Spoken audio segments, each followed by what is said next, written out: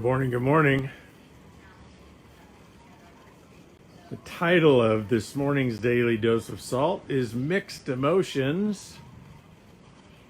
And the source is we have a new president of the United States, president-elect, barring perhaps some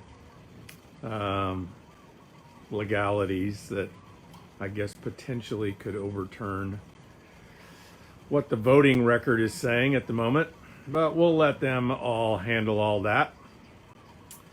What I wanted to speak to this morning was the mixed emotions, because about half, a little over half, of the country is relieved and elated and celebrating, and a little under half of our country is forlorn and depressed and angry and perhaps shocked, left feeling disenfranchised, hopeless for the future. And isn't it interesting in our country that, well, at least the tip of the spear, which is the president of the United States and the vice president, and of course then a lot of foreign policy and executive orders and a lot of stuff happens from the president of the United States, when almost 50% of the population perhaps don't support the agenda and perhaps don't support it passionately, like they're passionately against it. And yet we elect with a little over 50%.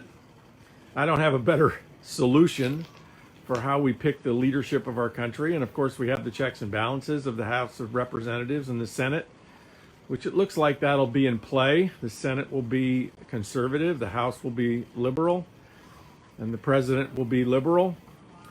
And so a lot less will get done in the next 4 years than might have if all three parts of the government were liberal. But here's what I want to speak to, is I've already noticed liberals gloating and talking about why Donald Trump may have lost and celebrating moving forward.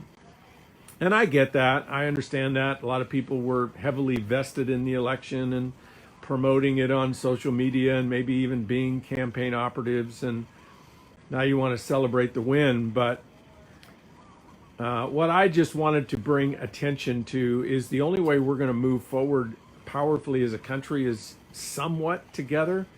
We're not going to move powerfully forward divided 50-50. I mean, think about it. It just doesn't make any sense. And I'm not suggesting that conservatives are going to start to adopt liberal values. I'm not suggesting we're going to come together in some great compromise. But how about if we just come together in mutual respect and honor, respecting each other's views and not rubbing it in, not antagonizing the party that lost by reminding them why they lost and why the other party won, and all of that. And for those of you that lost, I mean, you can keep campaigning with now that the liberals are in charge, things are going to be horrible, but that doesn't make it any better. And in case you're trying to figure out my politics, you won't. I'm a conservative, environmental, independent, conservative, independent environmentalist.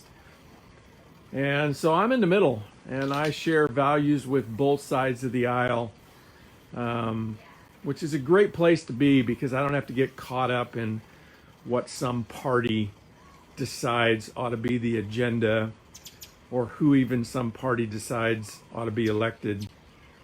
I vote for the person and not the party, and I vote for the issues, not the party.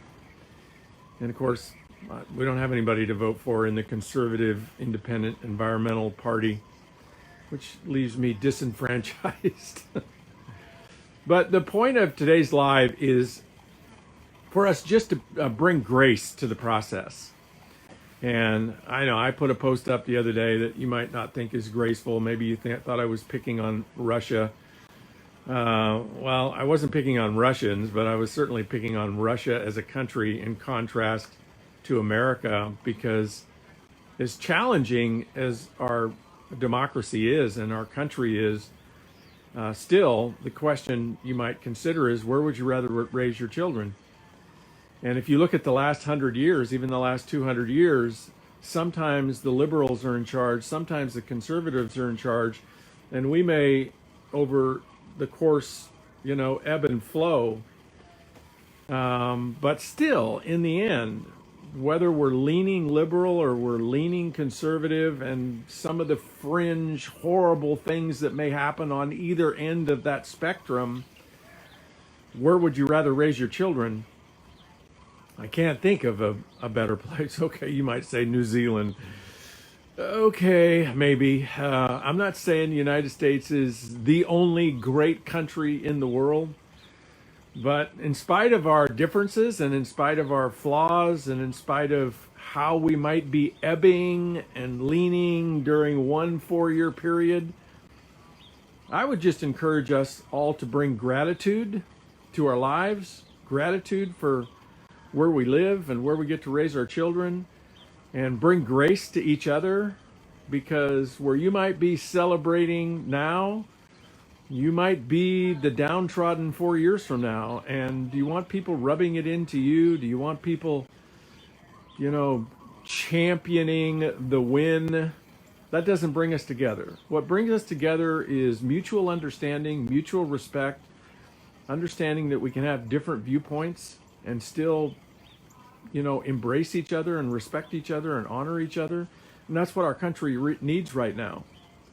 We need that more than anything else, because we have big problems to solve, whether it's COVID or the economy or infrastructure, or national security or cybersecurity. We have huge issues to resolve, and we're not going to resolve them in a 50-50 deadlock where we're polarized. We're only going to resolve them if we can move forward on the biggest, most threatening issues. And the only way conservatives are going to move forward on any kind of initiatives put out by liberals is if they feel honored and they feel respected and they feel heard.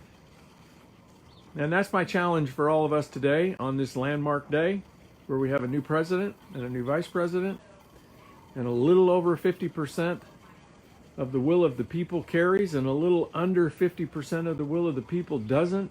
And that has to be an immensely frustrating place to be for people who wanted to win.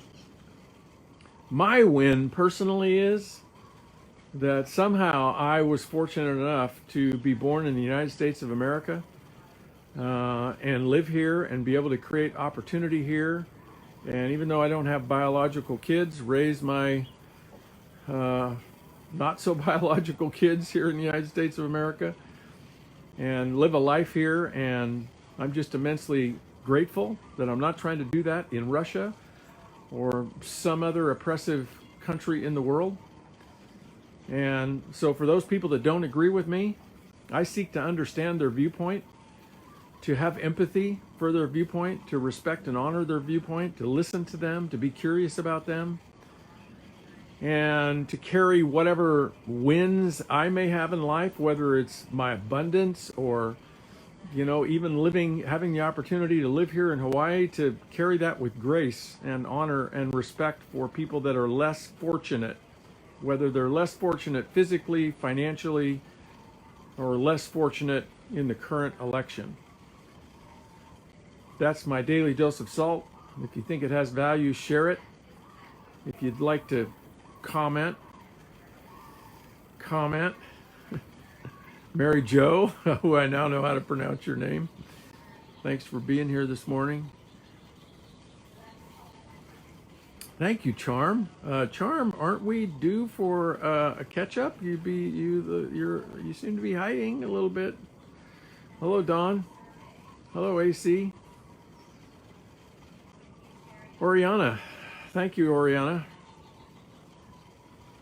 Hello, Denise Gallagher.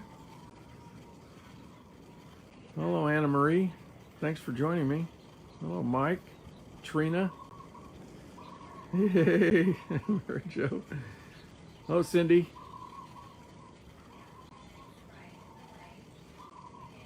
Hello, Lynn. Thanks for joining me this morning. Hello, Nancy. Thank you, AC. Thank you, Cindy.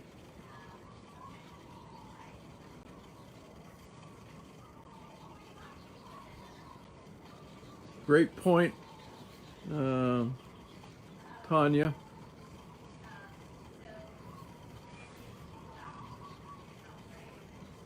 Thank you, Mike.